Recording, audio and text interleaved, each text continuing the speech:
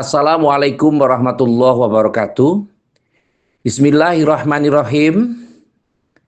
Saat ini kita dihadapkan pada pola hidup yang dibilang menyulitkan, tetapi ini juga tidak bisa kita hindarkan begitu saja.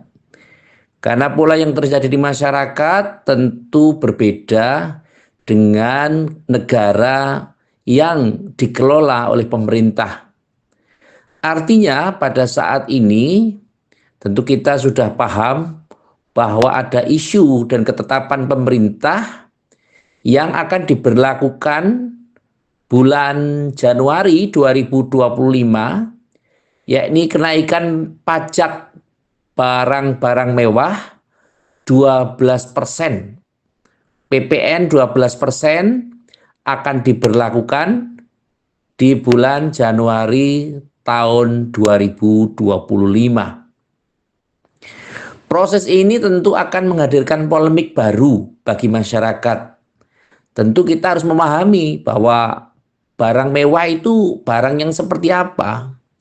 Kalau misalnya telepon, kemudian pulsa, onderdil motor, onderdil mobil, kulkas, itu diakukan sebagai barang mewah, tentu banyak pihak yang akan merasa menjerit akan hal ini.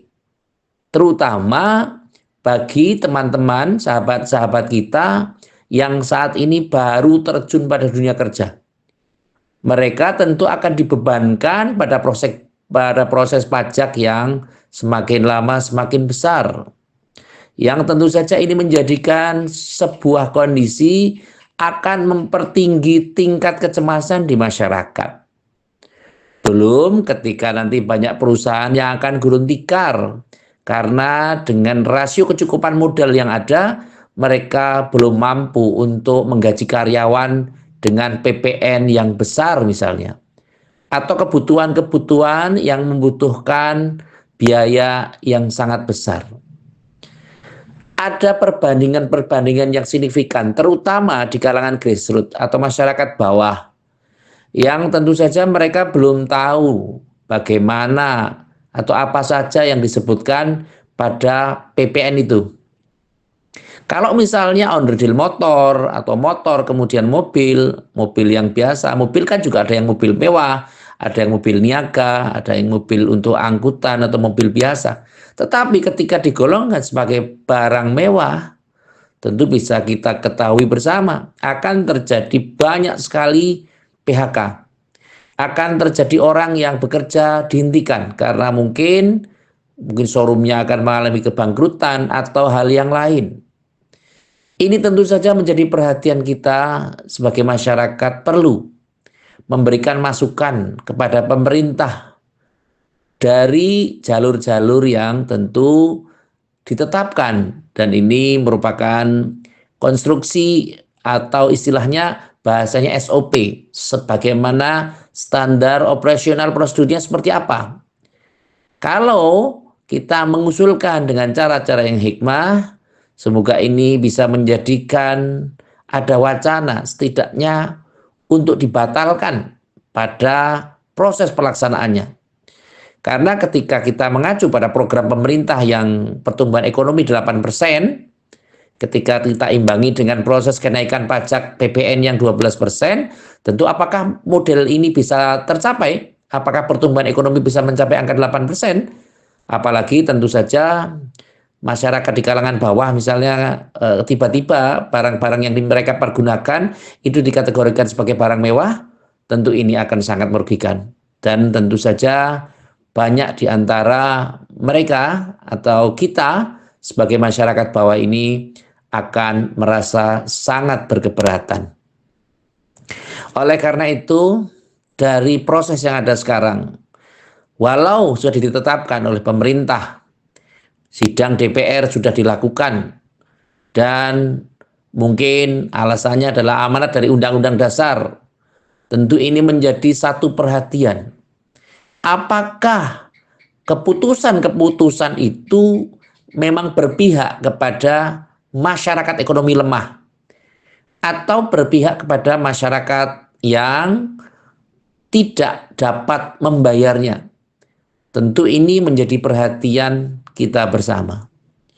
Semoga ke depan dengan adanya himbauan dari masyarakat supaya misalnya nih sekarang yang efektif adalah kadang BBM, mungkin listrik, ada kebutuhan-kebutuhan masyarakat yang lain yang mungkin masyarakat juga membutuhkan. Misalnya kalau listrik naik 10% atau 12%, misalnya BBM dinaikkan sekian persen, masyarakat tidak akan mungkin bisa berbuat apapun. Ya paling kondisinya ya kalau memang bisa beli ya beli, kalau enggak ya kendaraannya istirahat atau berhenti. Tapi itu kan sebenarnya bukan solusi ya. Artinya lebih pada bagaimana mengarahkan supaya pemerintah mendengar aspirasi dari kalangan bawah ini, supaya juga penderitaan kita, terutama kalau dari sisi orang yang nun sewu, yang sudah mempunyai penghasilan, mungkin di perusahaan, mungkin ASN atau PNS, mungkin kondisi-kondisi yang di pabrik-pabrik atau di tempat-tempat lain, yang bisa mendapatkan gaji, mungkin broadcaster, mungkin radio atau apa. Nah ini kan kalau radio pemerintah, semacam RRI, mungkin mereka bisa menggunakan APBN. Tapi bagaimana ketika mereka berada di radio-radio swasta? Tentu saja ini menjadi sesuatu yang tersendiri. Apalagi dengan budgeting listrik, mungkin biayanya naik sekian persen dan seterusnya. Ini menjadikan beban yang tersendiri. Semoga di tahun depan, atau tepatnya di akhir tahun ini, Bapak Presiden Republik Indonesia, Bapak Prabowo Subianto, mampu setidaknya membatalkan atau mencari jalan tengah yang lebih efektif. Misalnya, barang-barang mewah itu kategorinya bagi orang-orang yang mempunyai penghasilan di atas 60 juta per bulan, atau di atas 70 juta per bulan, atau yang mempunyai kebutuhan-kebutuhan tertentu yang kapasitasnya adalah menengah ke atas, atau kategori yang lain. Sehingga masyarakat bawah yang tidak punya penghasilan tetap bisa hidup walau dalam kondisi yang tidak sepenuhnya bisa senang karena terkait dengan pajak.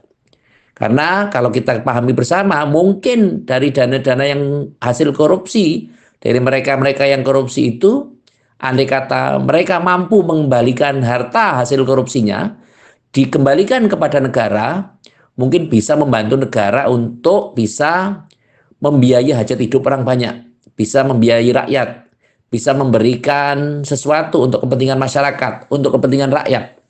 Sehingga tentu yang kaya akan semakin kaya, dan yang miskin apabila itu diterapkan maka tentu tidak akan semakin miskin. Pola-pola yang ada sekarang tentu harus diperhatikan betul bagaimana pengondisiannya. Karena setidaknya masyarakat itu juga mempunyai daya beli yang terbatas, penghasilan yang sangat-sangat terbatas ketika dibandingkan dengan menteri atau anggota DPR, bupati, gubernur, camat, lurah, dan yang lainnya. Tentu mereka mempunyai kondisi yang tersendiri dan setidaknya diupayakan semoga masyarakat atau pemerintah ini bisa bekerja sama, bisa mengerti keluh kesah masyarakat di lapisan yang terbawah. Bagaimana ketika pertanian juga belum panen, sementara ada El Nino, sementara ada La Nina dan sebagainya, sehingga musim-musim ini panen saja belum, tetapi ketika harga-harga kebutuhan pokok sudah meroket naik, tentu saja ini menjadi pukulan yang tersendiri pada masyarakat, sehingga kami berharap semoga Bapak Presiden Republik Indonesia mampu untuk membatalkan PPN yang 12% ini sampai batas waktu yang tidak ditentukan, karena setidaknya bisa saja karena kalau anggota-anggota parlemen itu bisa memutuskan karena mungkin beliau sudah punya tunjangan, sudah punya gaji, sudah punya penghasilan, sementara kita masyarakat biasa ini tentu mengharapkan sesuatu yang terbaik supaya pemerintahan di era presiden sekarang itu bisa menjadi lebih baik dan pertumbuhan ekonomi 8% atau lebih sebagaimana yang disampaikan oleh Bapak Presiden akan bisa mendapatkan keberhasilan atau bahkan mungkin capainya lebih daripada program yang sudah dicanangkan.